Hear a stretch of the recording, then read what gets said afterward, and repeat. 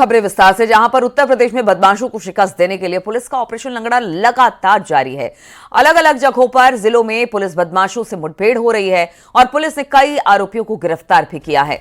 इस दौरान गोकशी करने वाले, लूट की वारदात को अंजाम देने वाले समेत चोरों की गैंग का पर्दाफाश भी किया गया। वहीं आरोपियों के पास से अवैध तमंचा, हथियार और कारतूस बरामद किए गए हैं।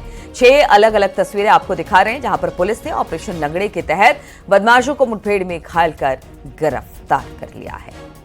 तो गाजियाबाद, मथुरा, बिजनौर, आगरा, महाराजगंज और गोंडा की तस्वीरें इस वक्त देख रहे हैं, जहां पर पुलिस और बदमाशों के बीच में एनकाउंटर हुआ, जिसमें कई बदमाश पुलिस के हत्थे चढ़े।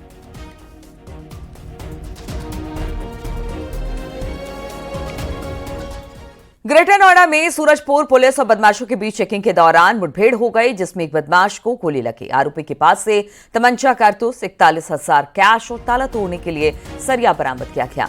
हाल ही में बदमाशों ने कई वारदात को अंजाम दिया है। पुलिस पूरे मामले की जांच कर रही है।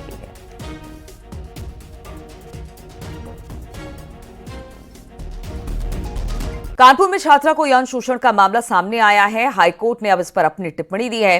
हाईकोर्ट जाएगी एसआईटी की टीम, जांच में सहयोग नहीं कर रहे हैं एसीपी मोहसिन खान। एसीपी मोहसिन को अब तक भेजा गया 3 नोटिस के बावजूद पेश नहीं हुए हैं मोहसिन खान। आईआईटी की पीएचडी छात्रा से यौन उत्पीड़न का उन पर आरोप लगा है, लेकिन 3 बार नोटिस भेजने के बाद भी मोहसिन की तरफ से अब तक कोई जानकारी, कोई जवाब नहीं दिया गया है और इसी वजह से अब बताया जा रहा है कि ये पूरा जो मामला है एसआईटी से लेकर हाईकोर्ट जाएगी। बातचीत करने के लिए अमित गंजू हमारे साथ जुड़ गए हैं। अमित, ये मामला जब सामने आया तो सभी हैरान रह गए कि एक पुलिस अधिकारी इस तरह की हरकत कर रहा था। अब जब नोटिस भेजा जा रहा है तो उसका भी किसी तरह का कोई जवाब नहीं है। अब आगे की क्या प्रक्रिया? देखिए नीलू जी, मैं आपको बताना चाहूंगा, ये बड़ा गंभीर मामला है। आईआईटी की पीएचडी की छात्रा ने 12 दिसंबर को एसीपी मोहसिन खान, जो तत्कालीन कलेक्टरगंज के एसीपी थे, उनके खिलाफ मुकदमा दर्ज किया, जिसके बाद ताबड़तोड़ कार्रवाई हुई। पेपर्स में कार्रवाई जरूर हुई। In the mean time ACP ने हाईकोर्ट से डायरेक्शंस करा दी कि उनकी गिरफ्तारी पर स्टे हो। इस दौरान अभी मामला चल ही रहा था कि छात्रा ने एक और मुकदमा लगाया है, डराने धमकाने का। इन सबके बीच एसआईटी की जांच कर रही है एडिशनल डीसीपी अर्चना के नेतृत्व में बनी 5 सदस्यीय टीम ने, जहां एक और पहला नोटिस 15 को, 17 को, 19 को, इन तीनों नोटिस में नहीं एसीपी पहुंचे जवाब देंगे, जबकि एसीपी जो सूत्र बताते हैं वो कानपुर में मौजूद है, अपने ड्राइवर के साथ। यहाँ कानपुर के फीलखाना थाना में देखे गए, कलेक्टरगंज थाना में गए, पुलिस ऑफिस में देखे गए, मगर बयान दे नहीं है। इन सबके बीच जो हमारे सोर्सेज बताते हैं, एडिशनल डीसीपी ने कहा है कि वो न्यायालय में इसकी सूचना देंगे, एक प्रार्थना पत्र देंगे कि एक तरफ जहां वो स्टे की बात करके बेखौफ होकर घूम रहा है, तो वहीं नॉन कॉपरेशन का भी एक आरोप लगाते हुए इनके खिलाफ एक एप्लीकेशन देगी। यानी आने वाले समय में एसीपी मोहसिन खान की परेशानियां और बढ़ सकती हैं, क्योंकि जिस प्रकार से एसआईटी इसकी जांच कर रही है और एसआईटी को अपनी रिपोर्ट 30 तक सबमिट करनी है, और इन सबके बीच बयान न दर्ज होना भी एक सबसे बड़ा कारक है। ठीक है, बहुत बहुत शुक्रिया आपका मुझे जानकारी हम तक पहुंचाने के लिए। ललितपुर से खबर, जहां पर एक भाई दूसरे भाई की बेरहमी से पिटाई कर दी, जिसका वीडियो सोशल मीडिया पर वायरल हो रहा है। वायरल हो रहे वीडियो में देखा जा सकता है कि शख्स घर के गली में लाठी से अपने भाई को पीटता नजर आया।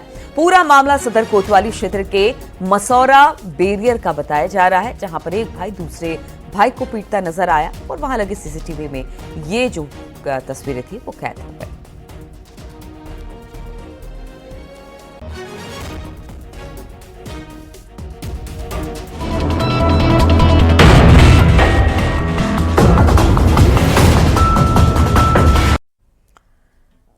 तो गूगल मैप ने एक बार और धोखा दे दिया। जी हां, गूगल मैप की वजह से एक बार फिर हादसा हुआ। हाथरस में गूगल मैप की वजह से एक कार निर्माणाधीन हाईवे पर चढ़ गई। कार बंद हाईवे पर मिट्टी के टीले से जाकर टकरा गई। गाड़ी का एयरबैग खुलने की वजह से कार सवार परिवार की जान बच गई। बदायूं से मथुरा जाते समय यह हादसा हुआ। सूचना पर पहुंची पुलिस ने कार सवारों का रेस्क्यू किया। ये तस्वीरें भी आप देख सकते हैं कि अगर मिट्टी का यहाँ पर ढांग नहीं होता या मिट्टी का कोई टीला नहीं होता तो आप समझ सकते हैं कितना बड़ा हादसा हो सकता था। इससे टकराकर कार रुकी, एयरबैग खुला, जिससे पूरे परिवार की जान बच गई। हाईवे बना है, इस पर आए दिन वाहन चल रहे हैं, लेकिन हाईवे न पूरा होने की वजह से ये है कि इसमें कहीं यहाँ छोड़ रखा है, कहीं वहाँ लोगों दुर्घटना घटित हो रहे हैं। यहाँ कल की कुछ बात है, एक 4 व्हीलर गाड़ी आई हुई थी, कुछ स्पीड से थी और यहाँ अर्ध बना पड़ा हुआ है इसमें, जो कि वहाँ उनका एक्सीडेंट हुआ और उनकी बाल भगवान को शुक्र है कि वो उनकी जान बच गई। गूगल मैप जैसे रास्ता दिखाता गया हम वैसे चलते गए। सिकंदर राव जगह आने पर एक सर्विस प्लान प्रोवाइड हुई थी जिस पर गूगल मैप की तरफ से रास्ता क्लियर दिखा रहा था। हमने उसका अनुसरण करते हुए हम उस पर सीधे चले गए। आगे जाकर फ्लाईओवर क्रॉस करने के बाद वहाँ पर एक फ्लाईओवर और पड़ा, उसको भी हमने क्रॉस करा। दूसरे फ्लाईओवर को क्रॉस करते ही वहाँ पर मिट्टी से पूर्णतः रोड को अवरुद्ध कर दिया गया था और वहाँ पर ना कोई रिफ्लेक्टर था, ना कोई इंडिकेटर थी, ना कोई डाइवर्जन का था। गूगल मैप ने एक बार फिर वाहन चालकों को दिया धोखा। हाथरस में निर्माणाधीन हाईवे पर गूगल मैप की वजह से कई कार चालकों की कार मिट्टी के टीले से टकरा गई। हाथरस से होते हुए मथुरा बरेली हाईवे निर्माणाधीन है और कई जगह पर डाइवर्जन का बोर्ड भी लगाया हुआ है, लेकिन कार चालक गूगल मैप की वजह से रोड पर चल रहे हैं और यहाँ पर जो अवरोधक हैं गूगल मैप में वो दिखाई नहीं देते हैं और इसके कारण कार चालक जो है दुर्घटना का शिकार बन रहे हैं।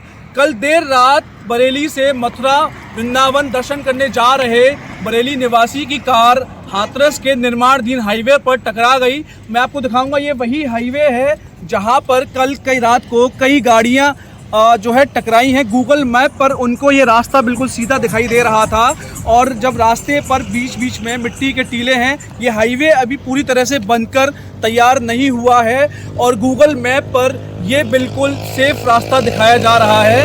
मेरे हाथ में फ़ोन है और मैंने गूगल मैप चालू कर रखा है और मैं ये दिखाना चाहूँगा कि ये गूगल मैप है और यहाँ पर कोई भी अवरोधक दिखाई नहीं दे रहा है। यहाँ आप देख सकते हैं कि बिल्कुल सीधा हाईवे है, यहाँ पर कहीं कोई भी अवरोधक या कहीं भी ये दिखाई नहीं दे रहा है कि यहाँ कोई डाइवर्जन है। गूगल मैप की वजह से लोगों की जान जा रही है, गूगल मैप की गलती से लोग दुर्घटना का शिकार हो रहे हैं। आगरा में उत्तर प्रदेश और मध्य प्रदेश के बॉर्डर पर चंबल नदी पर बना पांटून पुल क्षतिग्रस्त हो गया। आंधी और बारिश की वजह से पैंटून पुल के स्लीपर कई जगह से हट गए। पुल को बांधने वाली रस्सियां टूट गई, जिससे पुल पर आवाजाही बंद हो गई। पुल की मरम्मत की जा रही है ताकि जल्द से जल्द आवाजाही को दोबारा से शुरू किया जाए।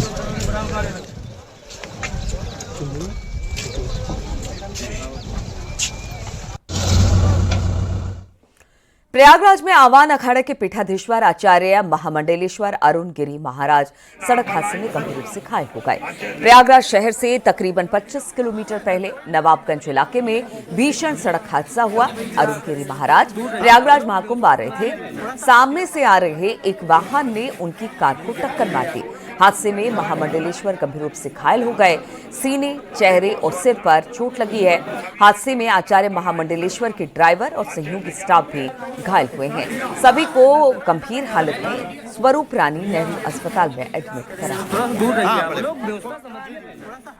अवगत कराना है, आज दिनांक 27/12/2024 को सायं नवाबगंज थाना क्षेत्र के बिछिया के पास आवाहन पीठाधीश्वर के वाहन को प्रयागराज की तरफ से जा रहे इनोवा कार द्वारा ओवरटेक के दौरान क्षतिग्रस्त हो गया, जिसमें आवाहन पीठाधीश्वर तथा उनके शिष्य को चोटें आईं, जिनका इलाज एसआरएन में चल रहा है, जिनकी स्थिति सामान्य है तथा खतरे से बाहर है।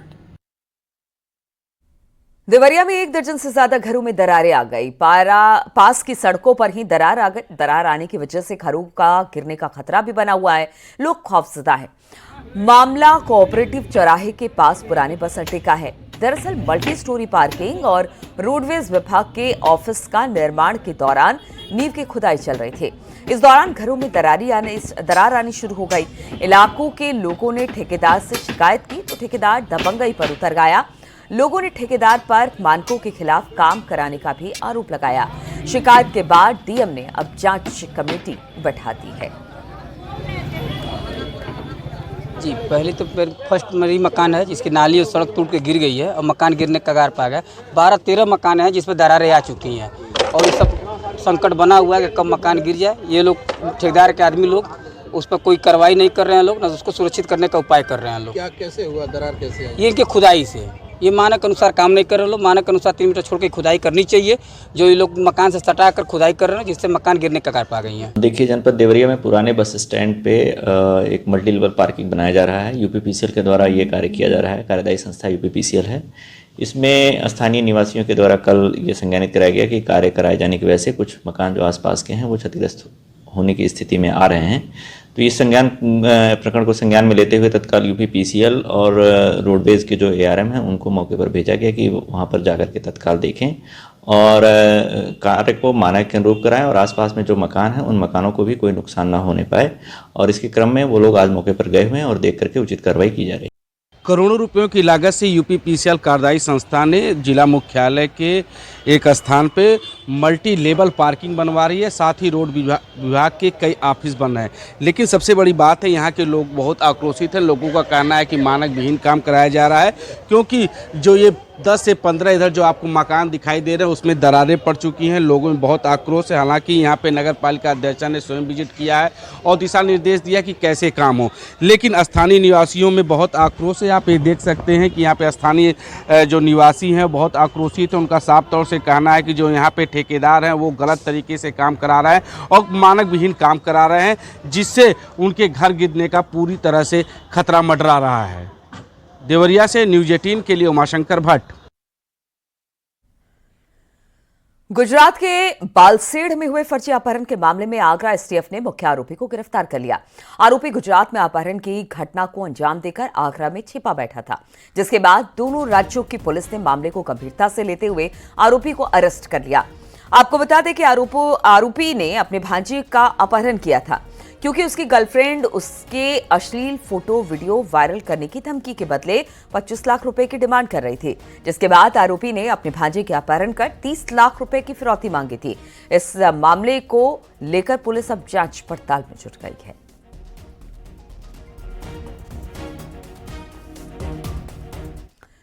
हरदोई के बरवन राजवाहा में छोड़े गए पानी का रौद्र रूप देखने को मिला। पानी अनंगपुर मार्ग पूरी तरह से कट गया। शारदा कैनाल की शाहजहांपुर ब्रांच से छोड़े गए 300 से 400 क्यूसेक पानी ने भरखनी ग्राम पंचायत के पास बड़ा कटान कर दिया। इससे आवाजाही पूरी तरह से बंद हो गई है। पानी के बहाव को रोकने के लिए ग्रामीणों को कड़ी मशक्कत करनी पड़ रही है, लेकिन पानी के बहाव के सामने तमाम कोशिशें नाकाम दिखाई दे रही है।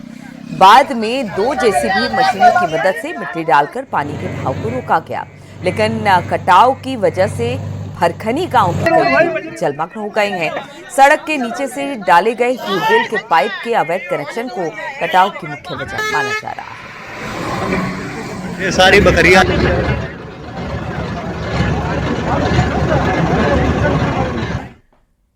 उन्नाव में हाथी के छप्पर में आग लग गई। आग की चपेट में आने से 20 से ज्यादा बकरियां और कई मवेशियों की जलकर मौत हो गई।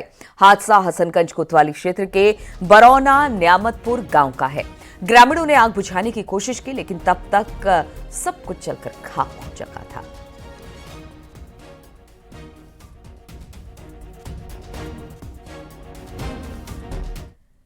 मेरठ में बुजुर्ग की पिटाई का वीडियो सोशल मीडिया पर वायरल हो रहा है, जिससे एक शख्स की जमकर पिटाई हो रही है। वीडियो में कुछ लोग एक अधेड़ शख्स को जमकर लाठी डंडों से पीट रहे हैं और वो अपनी जान बचाने के लिए गुहार लगा रहा है, लेकिन इस दौरान महिला और अन्य लोग जमकर एक के बाद एक सड़क पर पड़े शख्स की जमकर पिटाई करते नजर आ रहे हैं और पीटने वाले सभी परिवार के ही लोग बताए जा रहे हैं। कहा जा रहा है कि भतीजे को शराब पिलाने पर चाचा की जमकर पिटाई कर दी गई।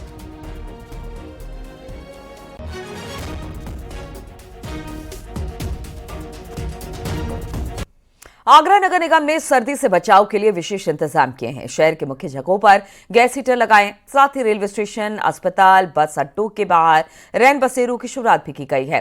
रैन बसेरों में कैसे इंतजाम है, कैसे ये जानने के लिए न्यूज़ 18 की टीम ने रियलिटी चेक किया। साल का अंत चल रहा है और कड़कड़ाती ठंड लोगों को परेशान कर रही है। इस समय आगरा के सबसे बड़े बस अड्डे यानी कि आईएसबीटी पर मौजूद हूं और यहां पर जो गरीब और असहाय लोगों के लिए सरकार के द्वारा रैन बसेरा बनाया गया है, उसके न्यूज़ 18 की टीम रियलिटी चेक करती है। मैं सीधे अंदर लिए चलता हूं आपको और दिखाता हूं क्या कुछ व्यवस्था यहां पर दुरुस्त की गई है सरकार के द्वारा, आगरा नगर निगम के द्वारा आप देख सकते हैं कि यहाँ पर एक सिलेंडर की व्यवस्था की गई है और रजाई गद्दे की व्यवस्था की है, क्योंकि लोग ठंड से बच सके। आप देख सकते हैं कि यहाँ पर जो है लोग आ रहे हैं, उनकी एंट्री भी की जा रही है कि कौन लोग कहाँ से आ रहे हैं, उनकी एंट्री की जा रही है। एक महिला भी है, उनसे बात कर लेते हैं। मैम, यहाँ पर आपको रुकने के लिए कोई चार्ज लिया है क्या? हाँ, आधार कार्ड दिया है। पैसा नहीं दिया आपको। पैसा तो नहीं लिया ना? नहीं लिया आपने। अच्छा, आप देख रही हैं कि यहाँ पर रजाई गद्दे हैं, हाँ, सारी चीजें हैं। व्यवस्था ठीक है? हाँ, सही है व्यवस्था भाई। अच्छा, हाँ जी सर। देखिए व्यवस्था यहाँ पर ठीक है। ये यात्री थे जो रुकने आए थे यहाँ पर, कह सकते हैं कि जो महिलाएं हैं उनके लिए एक अलग से जो है